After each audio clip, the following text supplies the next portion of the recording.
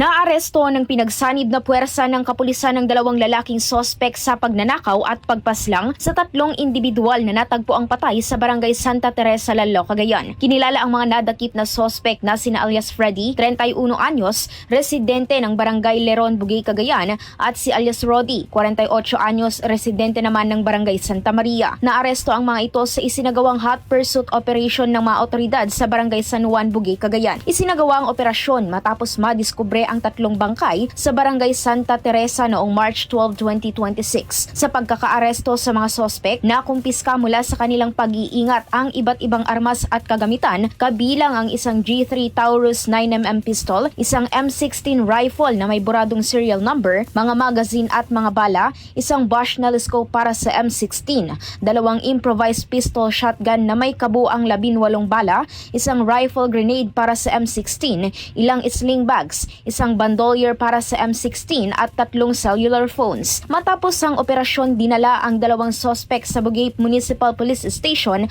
para sa kaukulang dokumentasyon, pagsasampa ng kaso at iba pang legal na proseso. Sa pahayag ni Cagayan Police Provincial Office Provincial Director Police Colonel Mardito Anguluan, patuloy na tutugisin ng kapulisan ang iba pang posibleng sangkot sa krimen upang mapanagot ang mga ito sa batas at maibigay ang hustisya para sa mga biktima at kanilang pamilya. Samantala, nananawagan ang Cagayan Police Provincial Office sa publiko na makipagtulungan sa mga otoridad sa pamamagitan ng pagbibigay ng anumang impormasyon na makatutulong sa pagpapatibay ng kaso laban sa mga sospek. Kasama nyo sa 98.5 IFM Kawayan, Idol Zaira Kuntapay, Totok RMN.